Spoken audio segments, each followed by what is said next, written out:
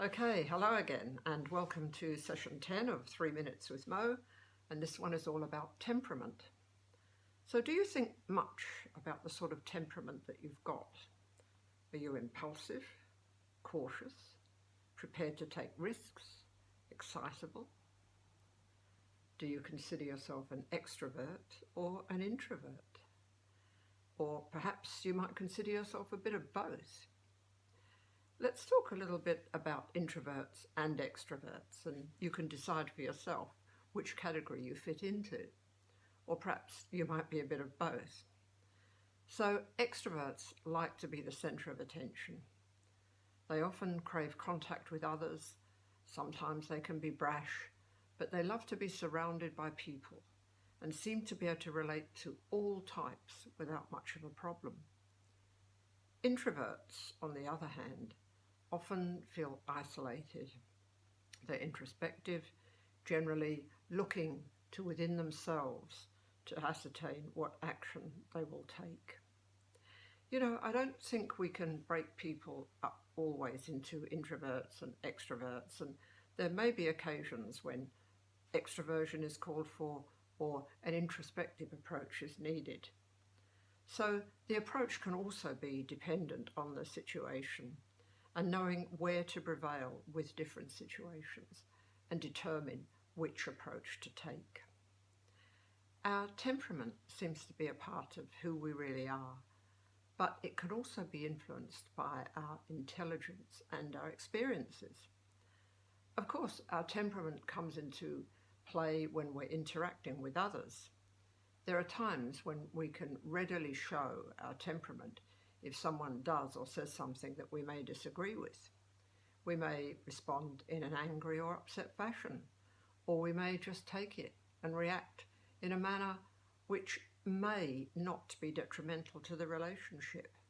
That is, if we value the relationship. And it does depend on the nature of that relationship. So consider how you felt when dealing with someone who was exhibiting such extroversion characteristics that you felt inhibited by them. Did you feel belittled? Did you feel hurt?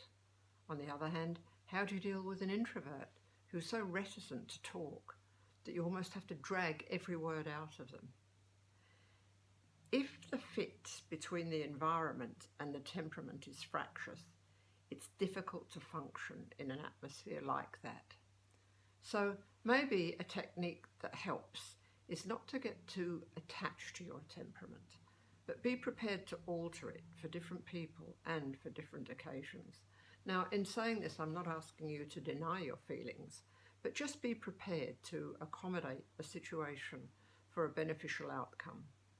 So again, think about your temperamental features, and why don't you list them to sort of see what sort of a temperament you think you've got. Are you impulsive, cautious, distracted, focused? Someone who is happier dealing with other people or being on your own? So how much do you think experiences in childhood can influence temperament? Then think, are those experiences still relevant today? I think very often we tend to blame our childhood for things that have happened, but really, how relevant are some of those experiences today? There may be some aspects of your temperament that you'd like to change. So some of these may be influenced by your environment, and you have to ask yourself, is that environment conducive to my own well-being? So you do need to be in an environment that supports and elucidates the strengths of your temperament. So be compassionate with yourself. Be flexible with different environments. Practice being tolerant, knowing that these environments are not inherently good or bad. So once again, thank you for watching and for listening. You've heard me say it before, but none of us is perfect, and we really are all doing our best. So perhaps you'd like to join me next week for session 11, and that's the penultimate session that we've got. So I look forward to seeing you then. Okay, please like and subscribe to my channel and share this video with your friends and colleagues.